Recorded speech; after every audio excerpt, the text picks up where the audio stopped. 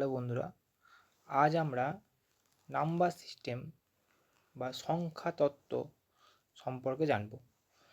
এই চ্যাপ্টারটি তোমাদের রাজ্য সরকারের group D, group C, WBP constable বা WBP SI, KP constable, KPSI এই সমস্ত পরীক্ষার জন্য খুবই গুরুত্বপূর্ণ। তার সাথে সাথে রেলের পরীক্ষার জন্যও খুবই গুরুত্বপূর্ণ একটা চ্যাপ্টার।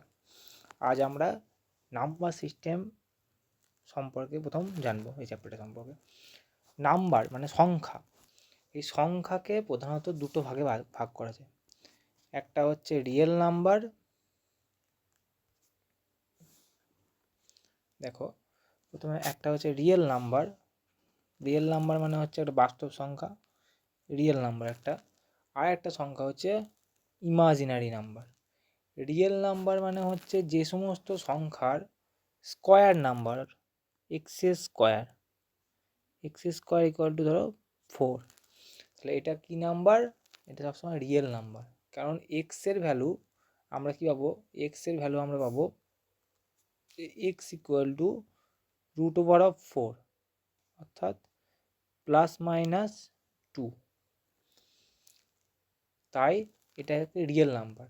কিন্তু আমরা যদি বলি যে এক্স স্কোয়ার ইকুয়াল টু, আমরা যদি বলি যে এক্স স্কোয়ার ইকুয়াল টু -1, তাহলে এক্স স্কোয়ার ইকুয়াল টু যদি -1 বলি, তাহলে কি দেখতে পাবো? X equal to √1। রুটের ভেতরে যদি নেগেটিভ হয় তাহলে সেই সংখ্যাটি আর রিয়েল থাকে না, সেই সংখ্যাটিকে আমরা ইমাজিনারি নাম্বার বলতে পারি। রুটের ভেতরে নেগেটিভ সংখ্যাকে ইমাজিনারি বলা হয়। এইটাকে √1কে আই দ্বারা প্রকাশ করা হয়, তো ইমাজিনারি সংখ্যা বলা হয় যেটাকে। এবার ইমাজিনারি সংখ্যা ছাড়াও রিয়েল নাম্বারকে আমরা যে দুটি ভাগে ভাগ করছি, একটা হচ্ছে র্যাশনাল নাম্বার বা মূলদ সংখ্যা, এবং অপরটি হচ্ছে ইর্যাশনাল নাম্বার বা অমূলদ সংখ্যা। বোঝা গেল? রিয়েল নাম্বার কাকে, র্যাশনাল নাম্বার কাকে বলে? র্যাশনাল নাম্বার বলা হয়, অর্থাৎ মূলদ সংখ্যা বলা হয় সেই সমস্ত সংখ্যাকে, যে সমস্ত সংখ্যাকে আমরা p/q এই ফর্মে লিখতে পারি। p/q এই ফর্মে লিখতে পারি, যেখানে p এবং q পরস্পর মৌলিক এবং কিউটা অবশ্যই নট ইকুয়াল টু 0 হতে হবে, তাহলে আমরা তাকে র্যাশনাল নাম্বার বা মূলদ সংখ্যা পাবো। মূলদ সংখ্যা কোনগুলো? তাহলে মূলদ সংখ্যা হচ্ছে 1, 2, 3, 4, এইভাবে সমস্ত সংখ্যাগুলি, সমস্ত পূর্ণ সংখ্যাগুলি, ধনাত্মক পূর্ণ সংখ্যা, এছাড়াও ঋণাত্মক পূর্ণ সংখ্যা মানে -1, -2, -3। তাহলে জিরোটা কি মূলদ সংখ্যা? অবশ্যই জিরো একটা মূলদ সংখ্যা। এছাড়াও পয়েন্ট দিয়ে যদি থাকে 1.1, 1.2, 1.3, সবই হচ্ছে মূলদ সংখ্যার মধ্যে পড়বে। বা আমরা যদি বলি √4, তাহলে সেটা √4, সেই সংখ্যাটি কী সংখ্যা? মূলদ সংখ্যা। √4 মানে হচ্ছে 2, মূলদ সংখ্যা। অমূলদ সংখ্যা কাকে বলে? যে সমস্ত সংখ্যাকে p/q আকারে প্রকাশ করা যায় না, বা এই মূলদ সংখ্যার যে সংজ্ঞা, সেই সংজ্ঞা খাটবে না যার ক্ষেত্রে, তাকে বলবো আমরা অমূলদ সংখ্যা। যেমন √3, যে সমস্ত সংখ্যা রুট করা যায় না, অর্থাৎ রুট করলে পূর্ণ মান পাওয়া যায় না। √3 ভ্যালু হচ্ছে, আমরা যদি করি 1.7732, এরকম টাইপের একটা ভ্যালু আছে, আরও চলতে থাকে ডট ডট করে। বা √2 হচ্ছে একটা অমূলদ সংখ্যা, 1.414, এই সংখ্যাগুলোকে আমরা অমূলদ সংখ্যা বলে থাকি। বেশ, ঠিক আছে। তারপরে দেখি আমরা যে র্যাশনাল নাম্বার, অর্থাৎ মূলদ সংখ্যাকে দুটো ভাগে ভাগ করেছে, নন ইন্টিজার র্যাশনাল নাম্বার আর ইন্টিজার র্যাশনাল নাম্বার। ইন্টিজার মানে অখণ্ড সংখ্যা, আর নন ইন্টিজার র্যাশনাল নাম্বার মানে পয়েন্ট দিয়ে যে সমস্ত সংখ্যা থাকবে বা ফ্র্যাকশনে থাকলে সেই সমস্ত সংখ্যাকে নন ইন্টিজার র্যাশনাল নাম্বার বলা হয়। এবার ইন্টিজারের দুটো ভাগ, একটা নেগেটিভ নাম্বার, একটা পজিটিভ নাম্বার। নেগেটিভ নাম্বার মানে হচ্ছে জিরোর থেকে ছোট সংখ্যা, -1, -2 এই সমস্ত সংখ্যা, এবং পজিটিভ নাম্বার রয়েছে। আর হোল নাম্বারের মধ্যেই রয়েছে, হোল নাম্বার মানে হচ্ছে 0, হোল নাম্বার মানে হচ্ছে W, এর মধ্যে রয়েছে ন্যাচারাল নাম্বার ইনক্লুডিং 0, জিরোটাকে ন্যাচারাল নাম্বারের মধ্যে ইনক্লুড করতে হবে, মানে 0, 1, 2, 3 সব হচ্ছে হোল নাম্বারের মধ্যে পড়বে, আর দ্বিতীয় 0 আর ন্যাচারাল নাম্বার। বেশ, এবার উদাহরণসব দেখে নেবো আমরা। রিয়েল নাম্বারের উদাহরণ দিয়েছে +3, -7, 5, 19/30 সব আছে, √5, √11 সবই হচ্ছে রিয়েল নাম্বার। ইমাজিনারি হচ্ছে বললাম, যে এখনই বললাম যে রুটের ভেতরে নেগেটিভ থাকলে আমরা তাকে ইমাজিনারি নাম্বার বলি, এবং √1 আমরা আই দিয়ে প্রকাশ করি। তাহলে √1 যদি আই হয় তাহলে i² কী হবে, যে i হচ্ছে √1, তাহলে i² কত হবে, √1 তার স্কোয়ার, অর্থাৎ -1 চলে আসবে। সেটা দেওয়া আছে যে i² -1, এভাবে লিখতে পারি আমরা। রেশনাল নাম্বারের সংজ্ঞা দিয়ে দিয়েছে ওরা, p/q আকারে প্রকাশ করার যে সংজ্ঞা দিয়েছে, ইরেশনাল নাম্বারের সংজ্ঞা দিয়ে দিয়েছে। তো ডেসিমেল নাম্বার যে সমস্ত সংখ্যার পয়েন্ট দিয়ে থাকে, পয়েন্ট মানে 0.5, 0.333, এই সমস্ত সংখ্যা হচ্ছে ডেসিমেল নাম্বার। ডেসিমেল নাম্বারে ভাগ আছে, ডেসিমেল নাম্বারে ভাগ কি, একটা হচ্ছে টার্মিনেটিং ডেসিমেল। টার্মিনেটিং ডেসিমেল মানে যে সমস্ত ডেসিমেল সংখ্যা একটা টাইমের পর শেষ হয়ে যায়, যেমন 0.5 পয়েন্টের পর একটা নাম্বার শেষ হয়ে যাচ্ছে, 0.73 পয়েন্টের পর দুটো নাম্বার শেষ হয়ে যাচ্ছে, 0.648 পয়েন্টের পর তিনটে নাম্বারে শেষ হয়ে যাচ্ছে, এইগুলোকে বলবো টার্মিনেটিং, অর্থাৎ একটা টাইমের পর শেষ হয়ে যাচ্ছে। নন টার্মিনেটিং ডেসিমেল, যে সমস্ত ডেসিমেল নাম্বার শেষ হচ্ছে না, চলতেই থাকছে, সেই সমস্ত সংখ্যাকে বলি নন টার্মিনেটিং। এবার নন টার্মিনেটিংয়ের দুটো ভাগ, একটা রিপিটিং ডেসিমেল, একটা নন রিপিটিং ডেসিমেল। রিপিটিং ডেসিমেল কাকে বলে, যেমন হচ্ছে 0.33333, মানে 3 সবাই 3, মানে 3টা রিপিট হচ্ছে বারবার, এটাকে বলবো রিপিটিং ডেসিমেল। আর নন রিপিটিং ডেসিমেল কেমন, যেমন √2 এর ভ্যালু 1.414 আরও চলতে থাকবে, মানে রিপিট হবে না সব নাম্বারগুলো, এগুলো বলবো নন রিপিটিং ডেসিমেল। এই রিপিটিং ডেসিমেল এবং টার্মিনেটিং ডেসিমেল এই দুটো কার মধ্যে পড়ে, সেটা হচ্ছে র্যাশনালের মধ্যে পড়ে। তাহলে আমি যদি 0.3333 এইটা কী নাম্বার, র্যাশনাল নাম্বার। কিন্তু √2 1.414 আরও চলতে থাকবে, √3 1.732 এটাকে বলবো আমরা ইরেশনাল নাম্বার। বোঝা গেছে? আমরা চলে আসবো ইন্টিজার যেগুলো বললাম, নেগেটিভ ইন্টিজার, পজিটিভ ইন্টিজার সম্পর্কে ধারণা দিলাম। হ্যাঁ, এবার হচ্ছে ইন্টিজারে দুরকম ভাগ, একটা হচ্ছে ইভেন নাম্বার, একটা অড নাম্বার। ইভেন মানে জোড় সংখ্যা, অড মানে বিজোড় সংখ্যা। জোড় সংখ্যা কাকে বলে, যে সমস্ত সংখ্যাকে 2 দ্বারা ভাগ করলে ভাগশেষ অর্থাৎ রিমাইন্ডার 0 হয়, সেই সমস্ত সংখ্যাকে আমরা ইভেন নাম্বার বলি। যেমন হচ্ছে 2 এর মাল্টিপল যে কোনো সংখ্যা হতে পারে, 0, 2, 4, 6, 8, 0টা তো সবারই জন্যই হবে, বাকি ক্ষেত্রে হবে। আর অড নাম্বার হচ্ছে যে সমস্ত সংখ্যাকে 2 দ্বারা ভাগ করলে ভাগশেষ থেকে যাবে, অর্থাৎ ভাগশেষ 0 হবে না, সেই সমস্ত সংখ্যাকে আমরা অড নাম্বার বলবো। এবার বলতে পারো 2k ফর্ম। 2k ফর্মটা কী জিনিস, কে এর মান এখানে 2k ফর্মটা কী জিনিস আমরা জানবো, যে 2k ফর্মে লেখা যায় ইভেন নাম্বারকে। 2k মানে কে এর মান হচ্ছে 0, 1, 2 এভাবে নেওয়া হয়, যে 0 বসায় 2 × 0 মানে 0 হয়ে যাবে, 1 বসায় 2 × 1 মানে 2 হয়ে যাবে, 2 বসায় তাহলে 2 × 2 মানে 4 হয়ে যাবে। এই সমস্ত 0, 2, 4, 6 এই হয়ে যাচ্ছে, এটাকে বলবো আমরা ইভেন নাম্বার। আর অড নাম্বারগুলোকে লেখা হয় 2k + 1 ফর্মে। 2k + 1 ফর্ম মানে কি, যে 2k + 1 মানে কে এর ভ্যালু তো বললাম প্রথমে 0, 1, 2 এগুলো নেবো, তাই 2 × 0 + 1 মানে 1 পাচ্ছি।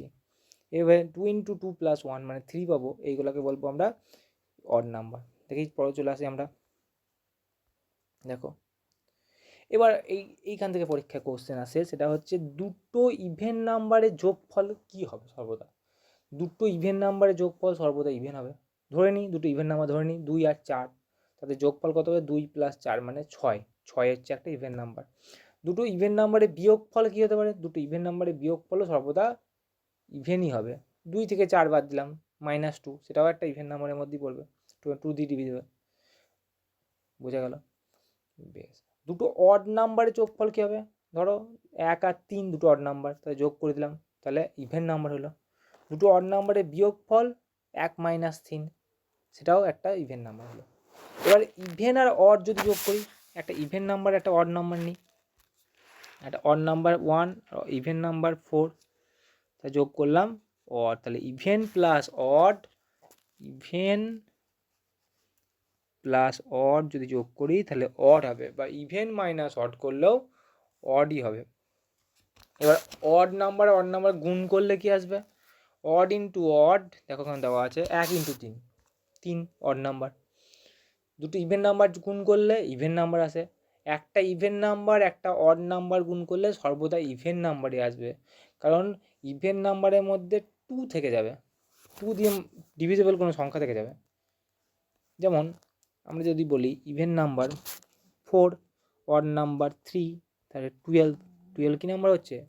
ইভেন নাম্বার হচ্ছে। দুটো অড নাম্বারের গুণফল অড নাম্বার, একটা অড একটা ইভেনের গুণফল ইভেন হবে।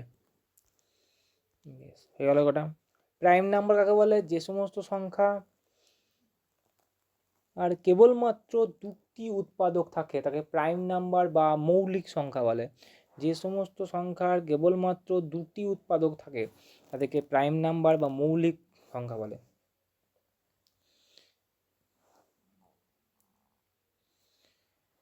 টু, 3, 5, 7, 11, 13, 23, 61, 67, 97 এগুলা সবই হচ্ছে প্রাইম নাম্বার বা মৌলিক সংখ্যা। মৌলিক সংখ্যা কতগুলো আছে? 1 থেকে 25-এর মধ্যে মৌলিক সংখ্যা আছে 15টি। কেউ লিখে নিতে পারো তোমরা যে 1 থেকে 25-এর মধ্যে মৌলিক সংখ্যা আছে 15টে। 25, 26 থেকে 50 পর্যন্ত মৌলিক সংখ্যা আছে 10টি। তাহলে 1 থেকে 50 পর্যন্ত কতগুলো হলো? 1 থেকে 50 পর্যন্ত মৌলিক সংখ্যা হলো 15 আর 10-এ 25টি। আবার অনেক সময় এই পরীক্ষায় কোশ্চেন দেয় যে 1 থেকে 50-এর মধ্যে মৌলিক সংখ্যা এমন মৌলিক সংখ্যা বার করো যাদের দুটি অঙ্ক আছে। দুটি অঙ্ক মানে হচ্ছে 1 থেকে 9-এর মধ্যে যে সংখ্যাগুলি আছে সেইগুলি বাদ যাবে। 1 থেকে 9-এর মধ্যে সংখ্যাগুলি বাদ যাবে। 2 অঙ্কের সংখ্যা যদি বলে 1 থেকে 50-এর মধ্যে 2 অঙ্কের সংখ্যা কয়টি, 2 অঙ্কের মৌলিক সংখ্যা যদি বলে তাহলে হবে 21টি। কেন 21টি? কারণ 2, 3, 5 এবং 7 তখন বাদ চলে যাবে, কারণ এইগুলো হচ্ছে 1 অঙ্কের সংখ্যা। এরকম কোশ্চেন আসতে পারে। 50 থেকে 100-এর মধ্যে 10টি। 1 থেকে 100-এর মধ্যে তাহলে বললাম কটা? 25টি। 1 থেকে 200-এর মধ্যে 46টি সংখ্যা আছে এবং 1 থেকে 100-এর মধ্যে 168টি সংখ্যা আছে। 168টি মৌলিক সংখ্যা আছে। বেশ। এবং প্রাইম নাম্বার অর্থাৎ মৌলিক সংখ্যাকে আমরা কিভাবে লিখব? 6k + 1 এই ফর্মে লিখব। ভালো করে দেখে রাখো, 6k + 1 এই ফর্মে লেখা যাবে। 6 × 0 + 1, 6 × 1 + 1 এইভাবে লিখে লিখে আমরা দেখিয়েছি, ফর্মটাকে লিখেছি।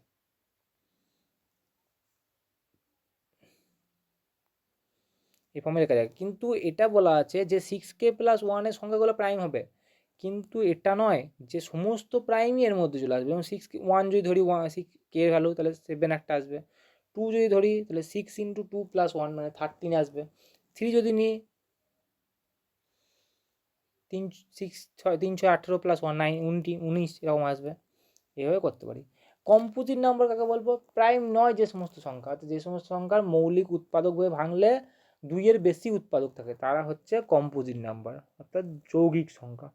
যেমন হচ্ছে 4, 4-এর কটা উৎপাদক আছে? 1, 4কে ভাঙলে কী হবে আমরা? 4কে ভাঙলে 4কে যদি ভাঙি আমরা 2 × 2 = 4, 2 × 1 = 2, উৎপাদক পাচ্ছি 1, 2 এবং 4। 4টা কিন্তু নিতে হবে, কারণ 4 তো 4 দিয়ে ডিভিজিবল, ভাঙবে। তাই 3টে উৎপাদক পেয়ে যাচ্ছি, মানে 2-এর বেশি উৎপাদক পেয়ে যাচ্ছি, তাহলে এরা হচ্ছে প্রাইম নাম্বার নয়। 1, এবার যে 1-এর কথায় আসি, 1টা কী সংখ্যা? তাহলে 1টা কি প্রাইম না কম্পোজিট, অর্থাৎ মৌলিক সংখ্যা না যৌগিক সংখ্যা? 1 মৌলিক বা যৌগিক কোনো সংখ্যায় নয়। এই জায়গাটা পরীক্ষায় কোশ্চেন আসে যে 1 মৌলিক বা যৌগিক কোনো সংখ্যায় নয়, কারণ 1-এর একটি মাত্র উৎপাদক আছে, কিন্তু মৌলিক সংখ্যার সংজ্ঞায় দেওয়া আছে যে 2টি উৎপাদক থাকতে হবে, এবং যৌগিক সংখ্যার সংজ্ঞায় দেওয়া আছে 2-এর বেশি উৎপাদক থাকতে হবে। তাহলে কোনো সংজ্ঞাই মানছে না, সেহেতু 1 নাইদার প্রাইম নর কম্পোজিট, অর্থাৎ মৌলিক বা যৌগিক কোনো সংখ্যাই নয়। আর একটা পরীক্ষায় কোশ্চেন আছে যে সবচেয়ে ছোট মৌলিক সংখ্যার নাম কি? সবচেয়ে ছোট মৌলিক সংখ্যা হচ্ছে 2। এবং আরও একটা ইম্পর্টেন্ট কথা যে 2 হচ্ছে একমাত্র সংখ্যা যেটা মৌলিক, কিন্তু জোড়, জোড় মৌলিক সংখ্যার উদাহরণ হচ্ছে 2। 2 হচ্ছে জোড়, জোড় মৌলিক, জোড় মানে ইভেন ইভেন আবার প্রাইম, ইভেন প্রাইম নাম্বার। ওকে, বেশ।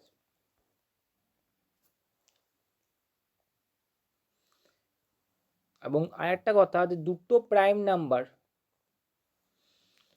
3, 5, 5, 7 এগুলোর মধ্যেকার গ্যাপ হচ্ছে 2। দরকার নেই এখানে কথা। পারফেক্ট নাম্বার কাকে বলে? পারফেক্ট নাম্বার খুব ইম্পর্টেন্ট জায়গা। যে পারফেক্ট নাম্বার হচ্ছে সেই সমস্ত সংখ্যা, if the sum of all factors is equal to the number, then it is called perfect number. মানে যে সমস্ত সংখ্যার ফ্যাক্টরে ভাঙলে, মানে ভাঙলে তাদের উৎপাদকগুলো যোগফল সেই সংখ্যাটা পাওয়া যায়, তাদেরকে বলবো আমরা পারফেক্ট নাম্বার। যেমন 6কে যদি ভাঙি আমরা কি পাবো? 2, 3 যা 6, তাহলে 1, 2, 3, 6। কিন্তু পারফেক্ট নাম্বারের সংখ্যায় বলা আছে সেই সংখ্যাটাকে নেওয়া যাবে না, অর্থাৎ সেই সংখ্যাটি বাদ দিয়ে বাকি যে উৎপাদকগুলো হবে তাদের যোগফল, অর্থাৎ 1 + 2 + 3 = 6। দেখো তাহলে 6 হচ্ছে একটা পারফেক্ট নাম্বার, কারণ 6 বাদে বাকি মৌলিক উৎপাদকগুলির যোগফল সেই সংখ্যাটি হচ্ছে। এবার আমরা 4 যদি দেখি, তাহলে 4-এর কীরকম হবে? 4-এর ক্ষেত্রে যদি হয় 4, তাহলে 4-এর উৎপাদক কী আছে? 1 আর 2, আর 4 তো নেওয়া যাবে না, সেই সংখ্যাটা নেওয়া যাবে না, তাহলে 1 + 2 = 3, নট ইকুয়াল টু 4, অর্থাৎ 4 পারফেক্ট নাম্বার নয়। তাহলে আমরা এখানে বলতে পারি, দেখবে যে 3, 4, 2 বাকিগুলোর ক্ষেত্রে হবে না, শুধুমাত্র 6টা হচ্ছে প্রথম সবচেয়ে ছোট পারফেক্ট নাম্বার যদি বলা হয় তাহলে 6 পরীক্ষা আসবে, যে সবচেয়ে ছোট পারফেক্ট নাম্বার কোনটি, সেটা হচ্ছে 6। তাহলে পারফেক্ট নাম্বার সম্পর্কে আমাদের ধারণা হয়ে গেল। তাহলে আমাদের আজকে আমরা এই নাম্বার সিস্টেম সম্পর্কে জানলাম, এবং গগন প্রতাপ স্যারের এই বইটি খুব ভালো বই। এই বইয়ে প্রতিটা চ্যাপ্টার আমি ধরে ধরে করে দেবো। এটা রেলের জন্য তো বিশেষ করে খুবই হেল্পফুল হবে বইটি। তো আজকে ভিডিও এই পর্যন্তই। লাইক সাবস্ক্রাইব করে চ্যানেলটি পাশে থাকবে। ধন্যবাদ।